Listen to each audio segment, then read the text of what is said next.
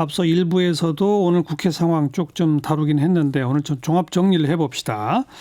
본회의는 결국 무산됐죠? 그렇습니다. 자유한국당이 오늘 국회 본회의에서 처리될 예정이었던 200여 개 안건 전체에 대한 필리버스터를 이제 신청을 한 건데요. 여기에 대해서 더불어민주당이 반발을 해서 본회의에 참석하지 않기로 결정을 하면서 본회의는 무산이 됐습니다. 예. 국회에는 오늘 이른바 유치원 3법과 어린이 교통안전 강화를 위한 소위 민식이법 그리고 데이터 3법 등을 처리할 예정이었는데 언제 처리가 가능할지 알 수가 없는 상황이 됐습니다. 네. 그 안건의 필리버스터를 다 신청했다. 그럼 뭐 아까도 언급했지만 한 8만 시간 이 얘기가 나오는 게 뭐예요? 논리적으로 좀 설명해 보세요.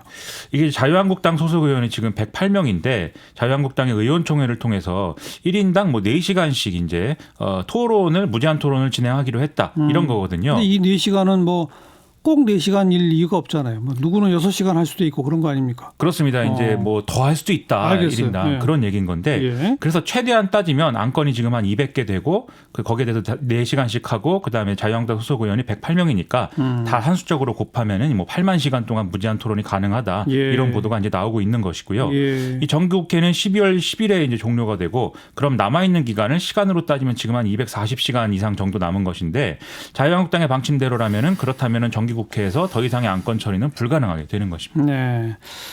왜 이런 결정을 했을까요? 나경원 원내대표가 기자회견을 통해서 이렇게 결정한 이유를 설명을 했는데요. 불법으로 출발한 패스트트랙 폭거에 평화롭고 합법적으로 저항하는 차원에서 이제 필리버스터를 신청한 것이다. 이렇게 얘기를 하고 있습니다. 문희상 국회의장이 패스트트랙 지정 법안들을 다음 달 3일 이후에 본회의에 상정할 것이라고 이렇게 밝혀놓은 상황인데 이것을 막기 위해서는 이런 극악 처방이 불가능하다. 이런 얘기입니다. 근데 그런 선거법 등이 상정되면 그때 패스트트랙에 들어가도 되긴 되는데 왜 지금부터 해서 각종 민생 법안을 볼모로 잡느냐 이런 비판이 금방 나오잖아요. 그렇습니다. 지금 나경원 원내대표는 급한 민생 법안들을 먼저 처리할 것을 여당에 요구를 했는데 여당이 필리버스터 철회를 안 하면 협상에 응하지 않겠다. 이렇게 해서 어쩔 수 없다. 이런 얘기를 했습니다. 그러면서 다음 주에 유치원 3법이나 민식이법 등 처리를 위한 의사 일정 등에 대해서는 협의를 해볼 생각이 있다. 이렇게 얘기를 하고 있는데요. 더불어민주당, 정의당, 대한신당, 민주평화당 등은 자유한국당을 그야말로 맹비난하는 그런 상황입니다. 예. 바른미래당의 경우도 원인 제공을 여당이 했다는 점에 강조를 하고 있지만 자유한국당의 결정은 과도하다고 비판하고 있는 상황입니다. 초강수인데 이런 강수를 둔 배경 어떻게 분석됩니까? 이 필리버스터 신청을 하더라도 말씀하신 대로 패스트트랙 법안 상정 이후에 할 것으로 예상을 다들 했었는데 그리고 오늘 오전만 해도 자유한국당이 이제 본회의에 참석해서 오늘 이제 그 안건은 표결을 한다 이런 기류였다는 거거든요. 근데 오후에 상황이 이렇게 된 것은 황교안 자유한국당 대표가 단식을 오늘 종료할 영향일 가능성이 있다 이런 분석도 한쪽에서 나오고 있습니다. 이 자유한국당은 황교안 대표가 단식을 종료하면서 패스트트랙 문제와 이른바 3대 친문농단 진상규명에 총력 투쟁을 할 것이다. 이렇게 밝혔다고 했는데요. 예. 청와대 앞에서 단식을 하고 있는 정미경 신보라 최고위원에 대해서도 단식을 중단하고 함께 투쟁하자 이렇게 얘기를 했다는 겁니다. 그래서 이제 뭔가 투쟁하는 이런 그 모드로 가야 되기 때문에 이런 결정을 내린 거다라는 분석이 나오는데요. 또 다른 한쪽에서는 아예 이제 법안 상정을 막기 위해서 법안 상정이 되기 전에 이제 이 무산시키는 그런 전략을 펼치고 있는 것이다라는 분석도 나오고 있습니다. 네, 두 번째 항목은요. 봐주기와 하명 수사입니다. 오늘 국회 운영위원회는 열렸다면서요? 그렇습니다. 여기서 이제 청와대 민정수석실 관련 논란이 쭉 다뤄진 건데요. 노영민 비서실장이 최근에 이제 김기현 전 울산시장에 대한 하명 수사 논란하고 유재수 전 부산시 경제부시장에 대한 감찰 무모 의혹 등에 대해서 직접 답변에 나섰습니다. 한마디로 절차대로 했을 뿐 불법은 없었다 이런 입장을 재확인한 것인데요. 또 이제 오늘까지 나온 여러 보도들에 대해서도 대체적으로 사실이 아니다라는 해명을 했습니다. 모든 건 다 절차대로 했다. 그렇습니다. 무슨 뜻이에요? 일단 김기현 전 울산시장에 대한 하명수사 논란에 대해서는 청와대 민정수석실이 선출직 공무원에 대해서는 감찰 권한이 없는데 월권을 했다 이런 지적이 나오는 거 아니겠습니까? 근데 여기에 대해서 노영민 비서실장은 비리에 대한 첩보가 접수가 될 경우에 일단 신빙성을 판단을 하고 이후에 이게 이제 그 청와대 민정수석실의 조사 대상자면 조사를 한 다음에 관계기관에 이첩을 하고 그렇지 않으면 그대로 그 상태 그대로 관계기관에 이첩을 하게 돼 있다 이렇게 설명을 했습니다. 그래서 만약에 이 건을 이첩 처벌 안 했다라면 오히려 직무유기가 될 수 있는 상황이다라고도 주장을 했습니다. 네, 뭐 각종 언론 보도에 대해서 하나하나 답변했다는 건데 보도들 중에 백원우 당시 민정비서관의 부하들이 울산에 직접 내려가서 수사 상황 점검했다. 이거는요?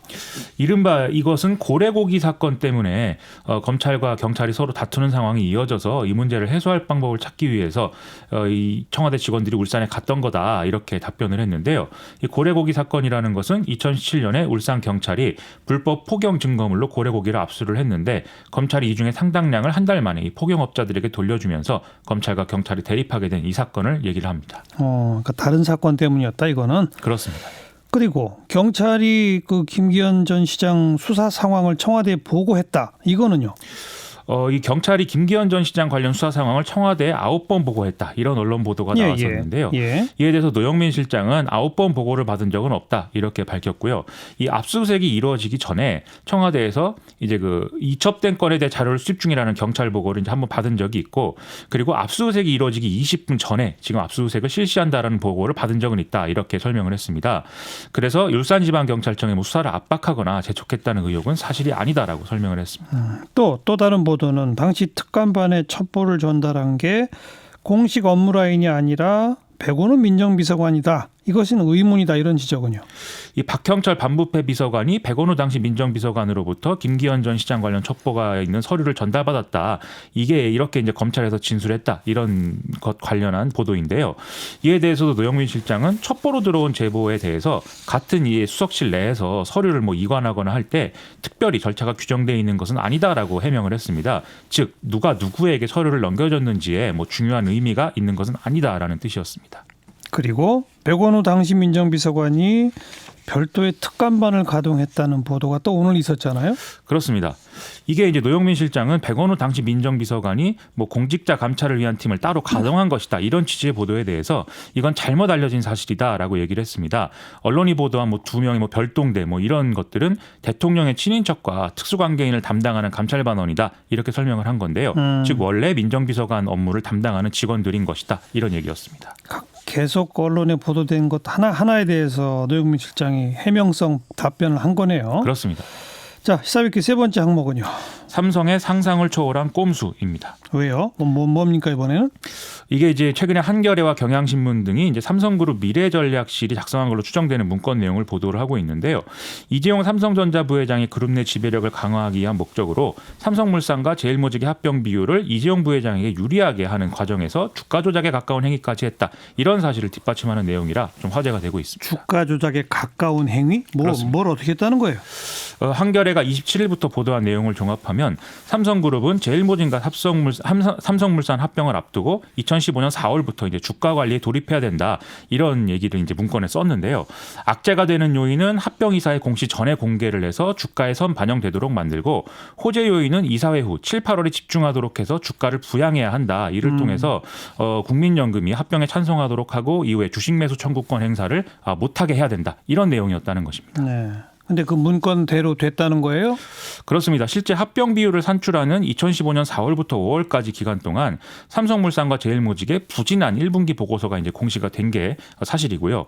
또 합병 결의 이전에 삼성물산이 그해 상반기 주택 경기가 화랑이었음에도 아파트를 이제 300여 가구만 공급하기로 결정한 이 계획을 밝혔는데, 합병 결정 뒤인 7월에는 서울에 1만 가구가 넘는 아파트를 공급하겠다는 계획을 밝힌 이런 정황이 있다는 것입니다. 아하. 그리고 또 합병 전에 2조 원 규모의 카타르 복합 화력 발전소 공사를 수주해 놓고도 이 사실도 합병 뒤에야 공개를 했다는 것이고요. 네. 그리고 삼성 바이오로직스의 자회사인 삼성 바이오에피스의 미국 나스닥 상장 추진 사실도 합병 이후에야 이제 공개를 했다. 이런 내용이었습니다. 그건 이제 한겨레 신문의 보도고, 경향신문은 뭘 보도했어요? 이 합병 비율이 이재용 부회장에게 유리하게 나오기 위해서는 제일모직의 가치를 높여야 되는 상황이었지 않습니까? 근데 이 삼성의 내부 문건을 보면 제일모직 주식의 고평가를 위해서 합병 결의 이사회 일정을 앞당기려 했다. 이런 내용입니다. 제일모직의 불리한 정보가 이제 알려지기 전에 합병 사실을 이제 공식화해서 제일모직의 가치를 인위적으로 높이려 했다. 이런 얘기인 건데요. 네. 또 경향신문은 오늘 보도에서는 삼성그룹이 2012년 12월부터 이재용 부회장 지배력 제고를 위해서 계획을 세운 정황이 드러났다고도 보도를 했습니다. 이재용 부회장이 지배하는 쿠 에버랜드를 제일모직으로 사실상 이름만 바꾸고 삼성물산과 합병의 지배력을 강화한다. 이 내용이 이제 그대로 문건 내용에 나와 있다. 이런 거고요. 참 대단히 치밀했군요. 그렇습니다. 수고하셨어요. 고맙습니다. 김민아 기자였어요.